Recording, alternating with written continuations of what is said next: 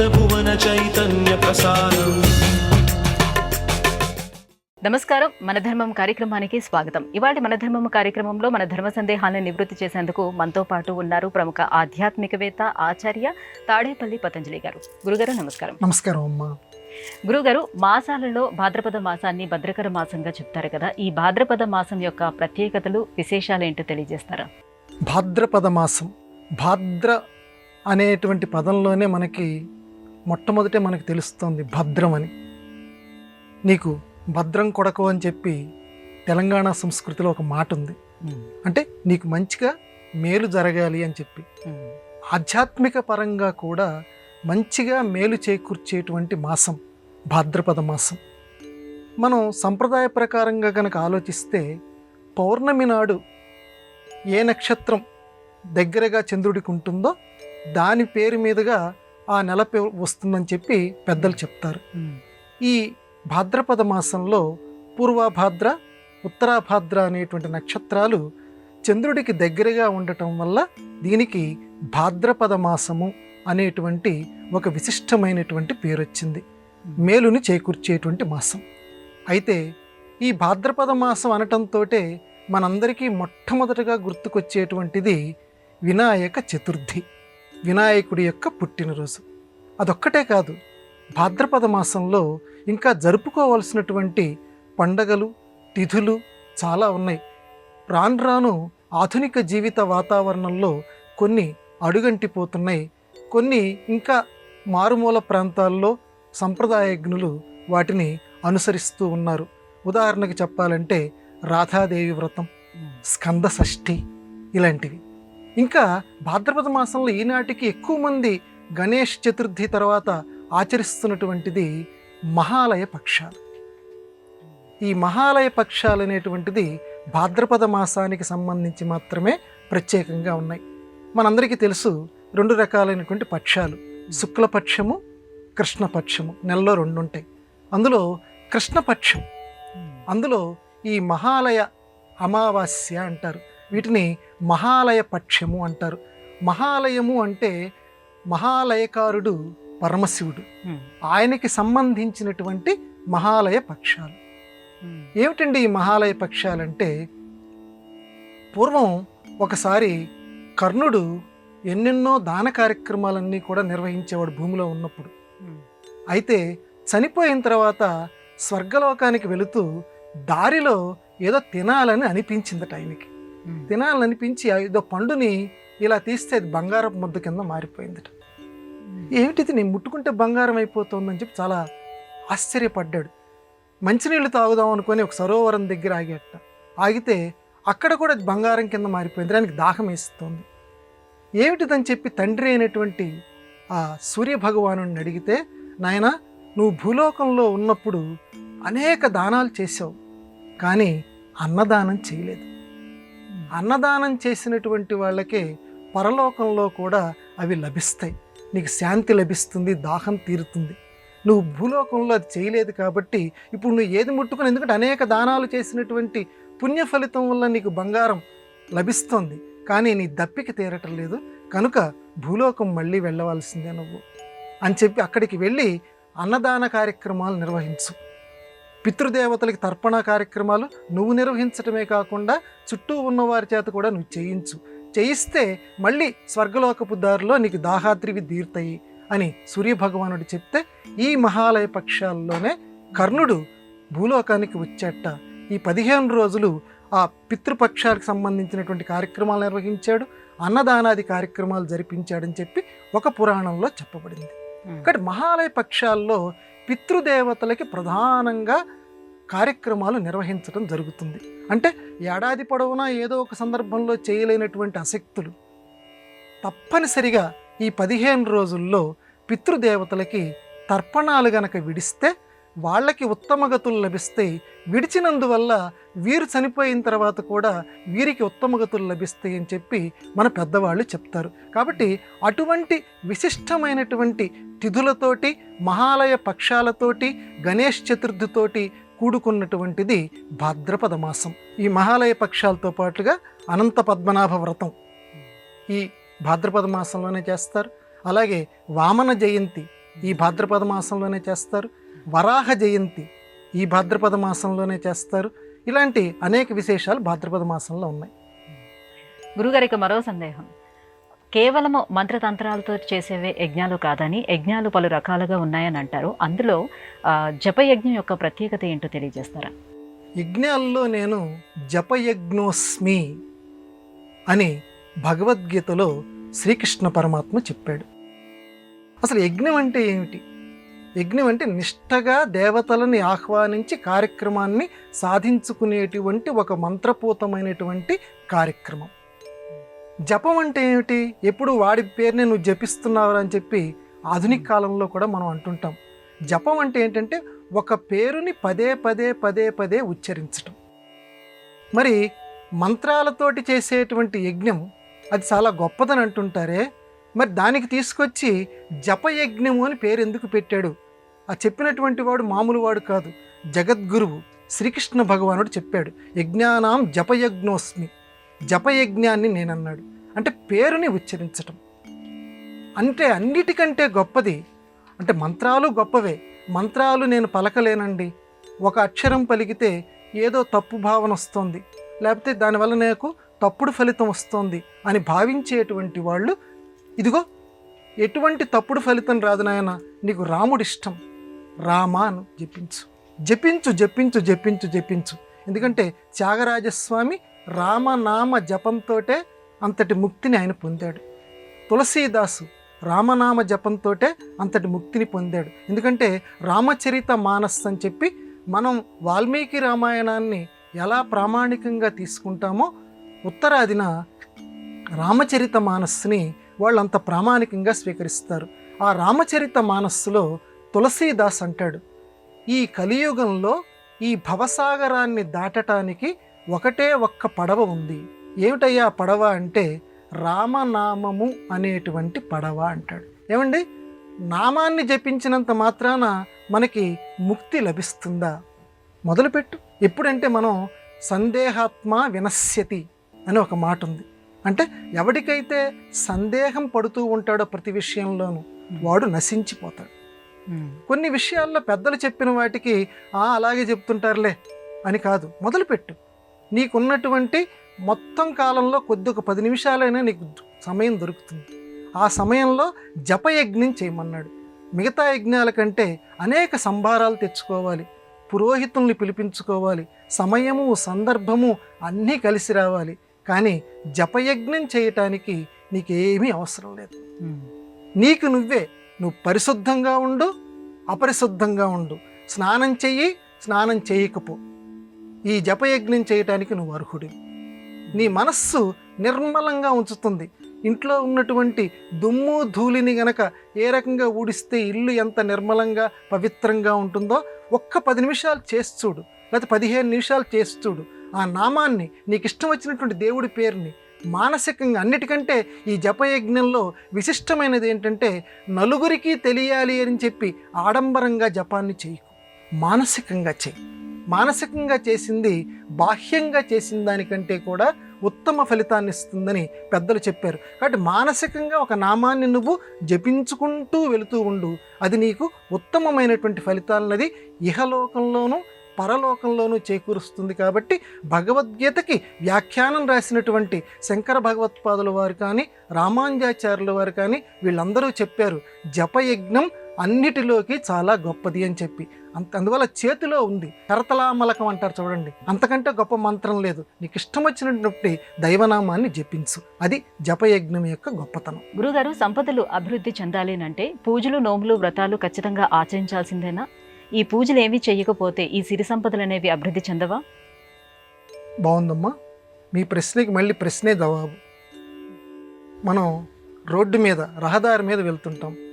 రహదారి మీద వెళ్తుంటే నియమ నిబంధనలు లేకుండా మీరు, నేను, లేకపోతే జనాలు అందరూ పాటిస్తున్నాం అనుకోండి, వారు గమ్యస్థానం చేరుకోలేరు, మనం కూడా గమ్యస్థానం చేరుకోలేము. కాబట్టి రోడ్డు మీద మనం నడిచేటప్పుడు కొన్ని నియమ నిబంధనలు ఏర్పరిచారు.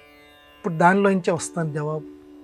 జీవితంలో కూడా ఈ నోములు కానీ, ఈ వ్రతాలు కానీ, ఈ పూజలు కానీ పెద్దవాళ్ళు ఎందుకు ఏర్పరిచారు? నియమ నిబంధనలు. జీవితంలో ఒక కట్టుబాటు ఉండాలి. ప్రవాహం వెళ్ళిపోతూ ఉంటే ఒక ఆనకట్ట వేస్తే ఆ నీరు పంట కాలువలకి ద్వారా చేలల్లోకి ప్రవహించి మనం తినేటువంటి ఆహారంగా అది మారుతుంది, దానికి ఉపయోగపడుతుంది. అదే నీరు ఆనకట్ట లేదనుకోండి, వృధాగా సముద్రంలో కలిసిపోతుంది. ఇది మనందరికీ అనుభవ సిద్ధమైనటువంటి విషయం. అయితే ఎప్పుడూ జీవితంలో నోములు వ్రతాలు ఈ పూజలతోటి జీవితం గడపాలా? నిన్ను పొద్దస్తమానం ఉదయం లేచిన దగ్గర నుంచి రాత్రి దాకా చేయమని అనలా.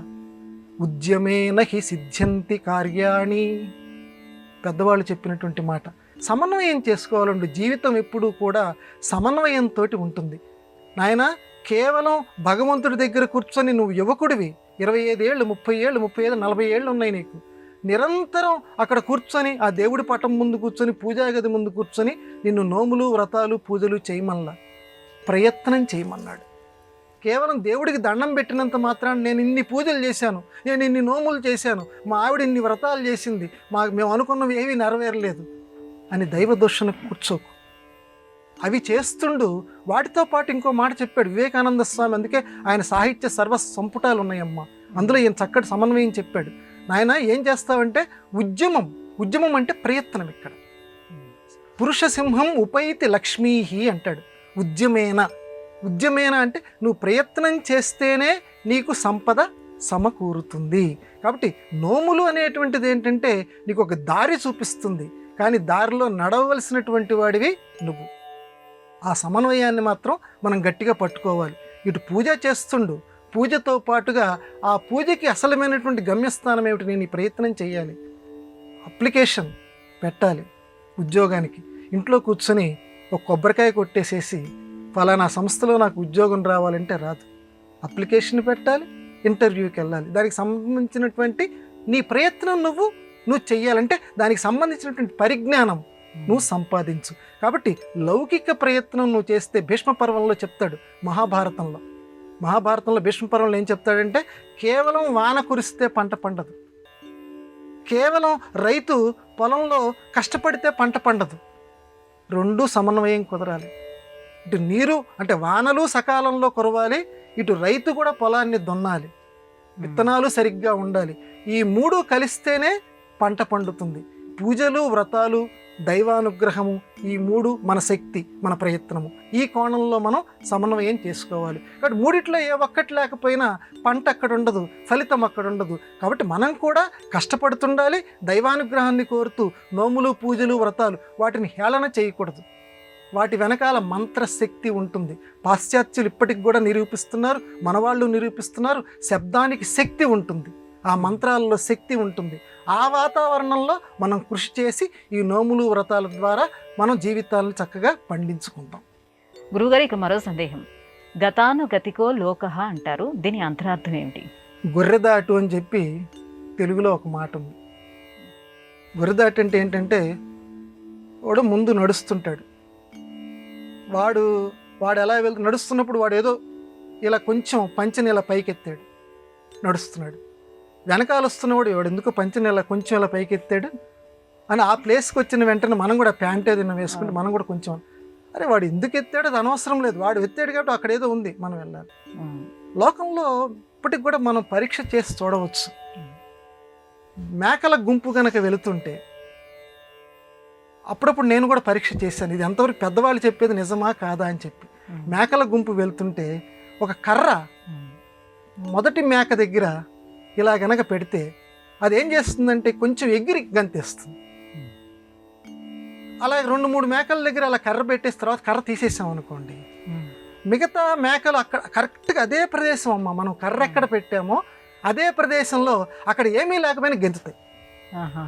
దీన్నే గతానుగతికో లోకః అంటారు. అంటే ఒకడు ఏ మార్గంలో వెళుతూ ఉంటే వాళ్ళ అనుయాయులు, ఆ పక్కన నడిచేవాళ్ళు, వెనకాల నడిచేటువంటి వాళ్ళు, వాడు ఎందుకు అలా వెళ్తున్నాడో ఆలోచించకుండా గుడ్డిగా వాడి మార్గాన్ని అనుసరించడం. పూర్వకాలంలో ఒక ఆయన పాపం కాశీ వెళ్ళేట. అసలు ఎందుకు వచ్చింది ఈ మాట చెప్తున్నాను మీకు. కాశీ వెళ్ళి అక్కడ స్వామివారిని దర్శించుకుందాం అనుకున్నాడు. ఆయన చేతిలో ఒక రాగి పాత్ర ఉంది.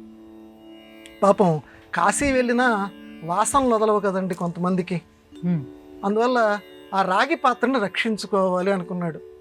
ఆ కాశీ గంగా నది దగ్గరికి వెళ్ళాడు. స్వామివారిని దర్శనం చక్కగా గంగలో స్నానం చేసి విశ్వేశ్వరుణ్ణి సందర్శించుకోవాలి అని అనుకొని ఏం చేశాడంటే, ఈ రాగి పాత్రను ఎవరు ఆయనకి తెలిసిన వాళ్ళు లేరు.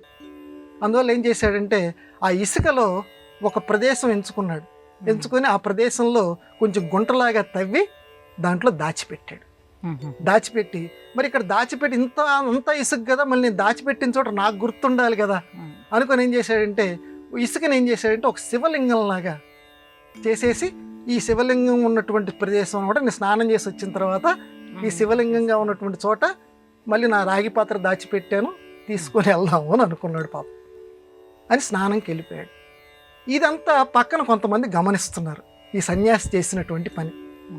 అరే ఈయన ఎవరో పెద్ద ఆయన విశ్వేశ్వరుడు సందర్శనానికి వెళ్తూ ఇట్లా ఏదో శివలింగంలాగా ఇలా చేశాడు అని చెప్పి అనుకొని వాళ్ళు ఏం చేశారటంటే, వాళ్ళు కూడా ఏం చేశారట, ఈయన చేసినట్లుగానే స్నానానికి వెళ్ళబోయే ముందుగా నది ఒడ్డున శివలింగాలు ఏర్పాటు చేసేసారు. ప్రతివాడు శివలింగం ఏర్పాటు చేసేసారు. అంత ఇసుక కుప్పని శివలింగం కింద మార్చారు. ఈయన స్నానం చేసి బయటకు వచ్చాడు. బయటకు వచ్చి చూస్తే అన్ని లింగాలు అన్ని శివలింగాలు కనపడుతున్నాయి. ఊరు ఇదేంటరా బాబు, నష్టం మే తామ్రభాజనం గతానుగతికో లోక కోపి న పరమార్థిక. అప్పుడు అన్నట్టు ఈ మాట, గతానుగతికో లోక. ఒరే నేను ఎందుకు చేశానో అసలు విషయం గమనించకుండా అక్కడ శివలింగం ఉంది కాబట్టి ఈయన శివలింగం చేసేటప్పుడు ఇది ఒక ఆచారం కాబట్టి విశ్వేశ్వర సందర్శనంకి వెళ్ళే వాళ్ళందరూ కూడా తప్పనిసరిగా స్నానం చేయబోయే ముందుగా ఇలా శివలింగం చెయ్యాలనేటువంటి ఒక ఆచారం అందరూ ఈ రకంగా చేశారు. వీళ్ళు చేసినందు అంటే ఎవరు కూడా కోపి నా పరమార్థిక, అది ఇక్కడ మనం గమనించవలసింది. పరమార్థిక అంటే లోపల ఉన్నటువంటి పరమార్థాన్ని ఎవరు కూడా గమనించటం లేదు. వీళ్ళు చేసినటువంటి పని వల్ల నష్టం మే తామ్రభాజనం, ఈ రాగి పాత్రను నేను కోల్పోయాను. అంటే ఈ వృత్తివృత్తం ద్వారా మనం గమనించవలసింది ఏంటంటే, పెద్దవాళ్ళని అనుసరించవలసిందే కానీ గుడ్డిగా అనుసరించకూడదు. వాళ్ళు అలా ఎందుకు చేశారో ఆలోచించి మనం చేయాలి. గురుగారు, దుర్గామాత 9 రూపాల్లో దర్శనమిస్తుంది, అలాగే లక్ష్మీమాత అష్టలక్ష్ములుగా మనకు దర్శనమిస్తుంది. మరి సరస్వతి మాత కూడా అనేక రూపాలు ఉన్నాయా?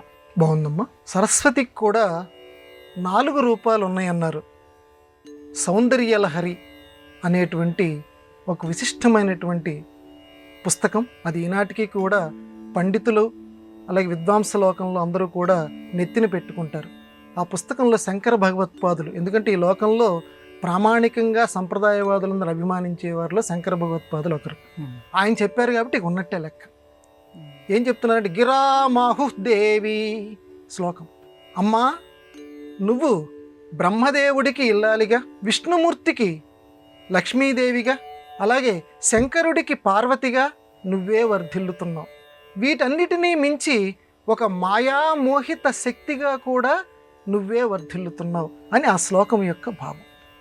అంటే నువ్వు సరస్వతీదేవివి నువ్వే, లక్ష్మీదేవివి నువ్వే, పార్వతీదేవివి నువ్వే, వీటన్నిటినీ మించినటువంటి మాయాశక్తివి కూడా నువ్వే అని శంకర భగవత్పాదుల వారు ఈ శ్లోకంలో చెప్పారు. ఇక్కడ ఆయన వ్యాఖ్యానకారులు ఏం చెప్పారంటే, ఈ శ్లోకంలో శంకర భగవత్పాదులు సరస్వతీదేవికి 4 రూపాలు ఉన్నట్లుగా నిర్ధారించారు. కాబట్టి అంటే ఒకే శక్తి 4 రూపాలని ధరించినట్లుగా స్వామివారు చెప్పారు. దీన్ని దృష్టిలో ఉంచుకొనే శ్రీహర్షుడు అని చెప్పి సంస్కృతంలో ఒక మహాకవి, మన తెలుగులో శృంగార నైషధం అని చెప్పి శ్రీనాథ మహాకవి రాశారు. దాన్ని సంస్కృతంలో ఉన్నటువంటి గ్రంథం శ్రీహర్ష నైషధం.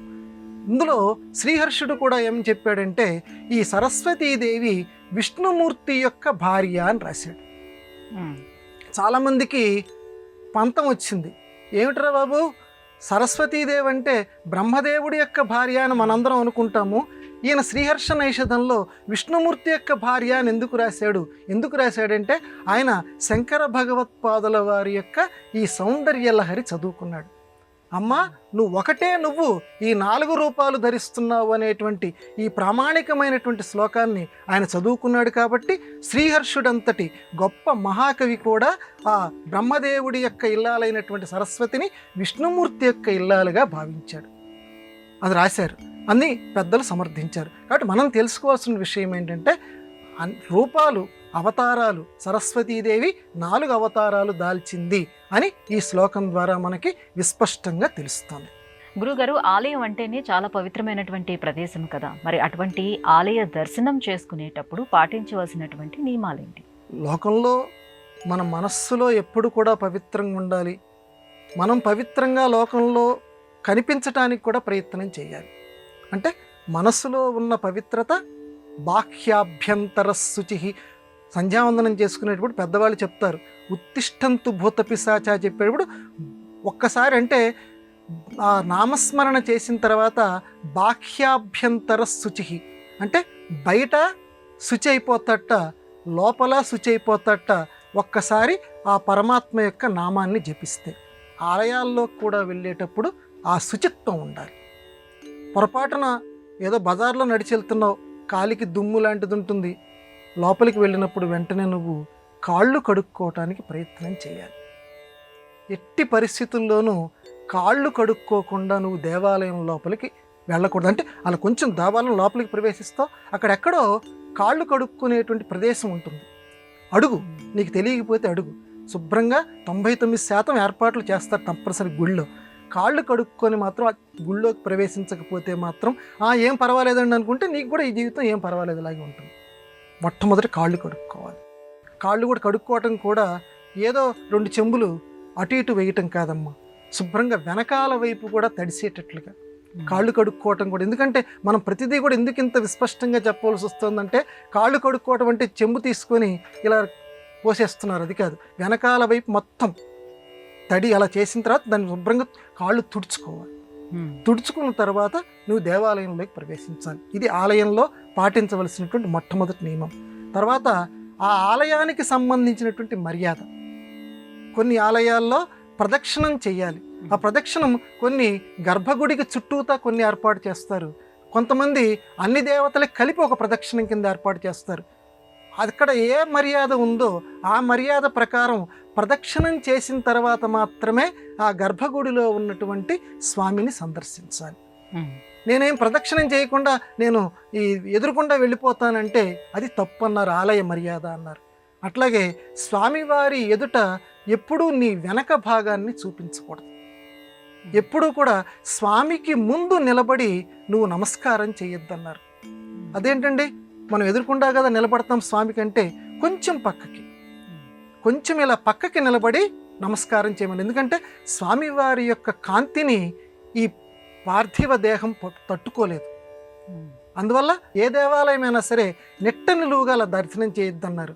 కొంచెం పక్కకి నిలబడి నమస్కారం పెట్టమన్నారు. అలాగే ఘంటావాదనం తప్పనిసరిగా చేయాలి మొట్టమొదటి. అందుకే ఈ దేవతానాం నిర్గమంతు రాక్షసానాం, దేవతలందరినీ అయ్యా ఈ పతంజలి అనేటువంటి వాడు వచ్చాడు స్వామి, నన్ను కరుణించు. దేవతలారా ఇదిగో నేను వచ్చానని చెప్పి స్వామివారికి మీరు కూడా చెప్పండి. నిజానికి ఆయనకి తెలుసు, కానీ మర్యాద ప్రకారం ఘంటావాదనం అందుకు పెడతారు. కాబట్టి గంట మోగించాలి. మోగించిన తర్వాత చెంపలు వేసుకోవాలి. చెంపలు నేను వేసుకోనండి, నేను పెద్దవాడిని అంటే కుదరదు. అక్కడ వినయం ప్రధానం, ఆలయ మర్యాద. చెంపలు వేసుకొని అయ్యా తెలియక ఏదైనా తప్పులు చేస్తుంటాను, నన్ను క్షమించు అని చెప్పిన తర్వాత ఎట్టి పరిస్థితుల్లోని ఆలయ మర్యాదలో చెప్తున్నాను, ఎట్టి పరిస్థితుల్లోనూ లౌకిక విషయాలు మాట్లాడొద్దు అన్నాడు ఆలయంలో. అసలు మాట్లాడకూడదు. నువ్వు మాట్లాడితే స్వామివారి యొక్క మహిమని గురించి ఏదన్నా మాట్లాడు. దర్శనం చేసుకున్న తర్వాత తప్పనిసరిగా అక్కడ కూర్చోమన్నాడు. అక్కడ ఒక్క నిమిషమైనా సరే ఆ స్వామివారి ముందు ఏదో ప్రదేశం ఉంటుంది కదా, ఆ ప్రదేశంలో కూర్చోవాలి. ఆలయ ప్రవేశంలో నీకు అనేకమైనటువంటి మర్యాదలు చెప్పారు, అందులో కొన్నిటిని మనం చెప్పుకున్నాం. గురుగారు, ఇవాటి మన ధర్మం కార్యక్రమంలో మాకు వచ్చినటువంటి ఈ ధర్మ సందేహాలన్నీ కూడా నివృత్తి చేసినందుకు ధన్యవాదాలండి. నమస్కారం అమ్మా. ఇది ఇవాటి మన ధర్మం కార్యక్రమం. రేపటి మన ధర్మం కార్యక్రమంలో మళ్ళీ కలుసుకుందాం. నమస్కారం. ఈ కార్యక్రమాన్ని తిరిగి చూడాలనుకుంటే www.youtube.com/ETV Life Spiritual లో చూడవచ్చు.